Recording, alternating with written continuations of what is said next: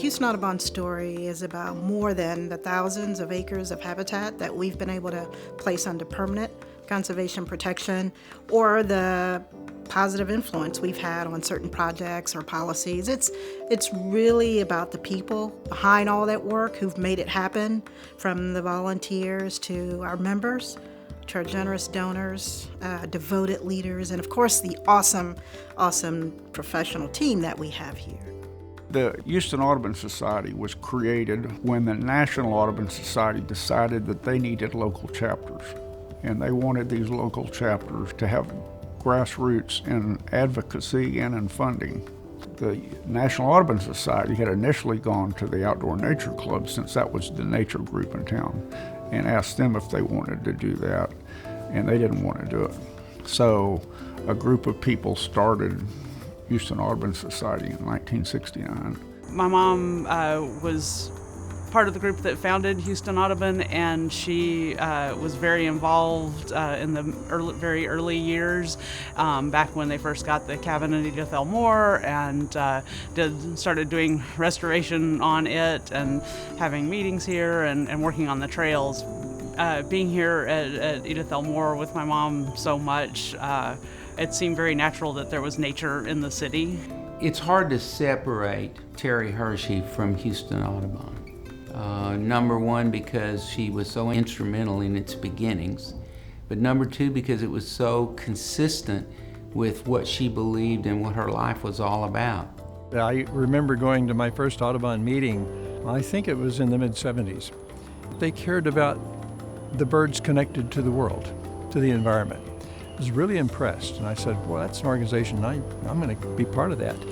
When I moved to Houston in 1985, I came upon this little place, this Audubon Center and the Edith Elmore Nature Sanctuary. So I got to know more about the Houston Audubon Society as I visited Edith Elmore Nature Sanctuary over those 3 years. And then later I became much more involved with them, having known Terry Hershey and her involvement in the Houston Audubon Society. Amico Productions sold to a local resident thrush woods, which was where we went to see all the thrushes. At that moment in time, we recognized that knowing and learning and teaching about birds was not nearly as important as making sure there was a habitat and a place for us to go and see them.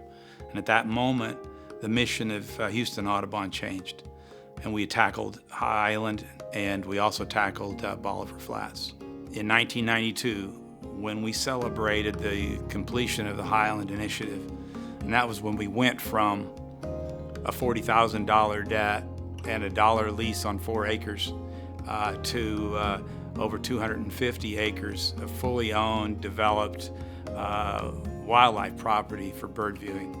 And we'd pulled together 7 different organizations to make that happen, and accumulated more than $2 million in assets and cash to make that happen.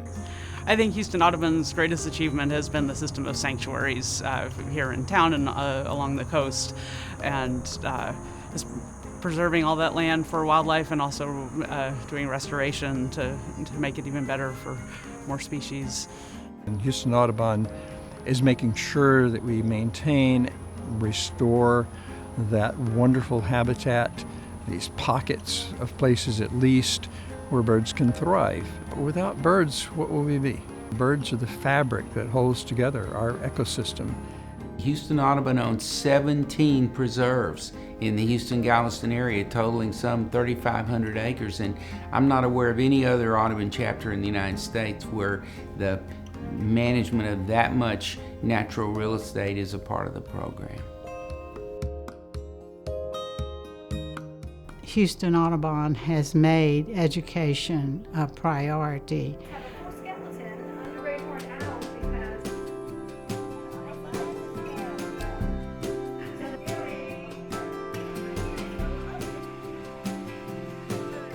Weber's programs are recognized across Houston as being very important in the birding classes.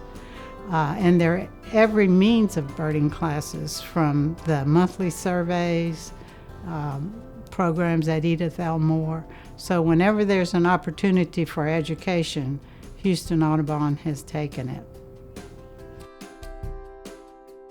Everybody should appreciate that Houston Audubon Society's been blessed with an extraordinary bunch of volunteers over time, and that they have all shared a passion for birds. And that passion for birds has led them to do remarkable things for bird conservation, for nature awareness, and for putting Audubon where it is today. I like everything about volunteering. I like being a part of a group of people who accomplish great things, who accomplish big tasks with little steps. And it was wonderful to be a part of a group of people who thought alike, who worked together, shoulder to shoulder, in accomplishing work that was important for our planet. What makes Houston Audubon special, I think, for a volunteer, or me particularly, is the obvious care that they take and concern for the resources that they are responsible for and the projects that they're responsible for and their mission. They stick to their mission. And I think that speaks so loudly and gives all of us who are involved a great deal of confidence. Houston Audubon has had an advocacy group for as long as I'm aware of. They have looked at various issues that have come up and tried to deal with them as they affect our mission statement. Back in 1971, Houston Audubon entered in litigation to try to stop the Wallaceville Reservoir. The Wallaceville Reservoir was a proposed huge reservoir out in the lower Trinity Delta area, and it would have inundated the last standing cypress swamp on the Texas coast, and it's a tremendous habitat for birds. That litigation went on for years, and it even looked like it might have been lost, but in the 80s, they found some nesting bald eagles out there, and it basically kept the reservoir from being built. The land that was acquired for the reservoir has been dedicated to public access, and ultimately it was a win for the environment. It was a win for recreationists. It's a great place to canoe, one of my favorites, and great win ultimately for Houston Audubon and the partner organizations who were involved in it with us. City of Houston was going to build an airport out on the Katy Prairie. And the site they selected was almost in the center of, at the time, a population of between 350,000 and 1 million snow geese every winter. And so it was a dangerous place for an airport. That was one of the things that we could enlist all the bird watchers in Audubon and ask them to go to certain places on the Katy Prairie in the evening and count the birds that flew over that location. But I know that we had all this data, and we had lots and lots of people, and of course the hunters out in the Katy Prairie, all the goose hunters, which there were many at the time, they were certainly against it. And so Audubon had a chance to ally themselves with all these hunting interests out there at that point in time, and it had a good long-term impact. We don't just fly off the handle. We try to make decisions based on science and rational decision making, and I think our reputation is very solid. Houston Audubon has always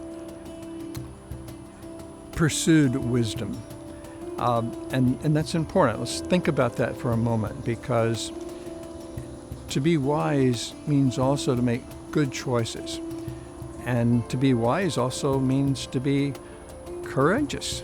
If we continue on this trajectory with the dedication and the volunteers and the staff, the sky's our limit. There's never been a time in our movement when the need for organizations like Houston Audubon is greater. And my challenge to everyone in this room over the next 50 years is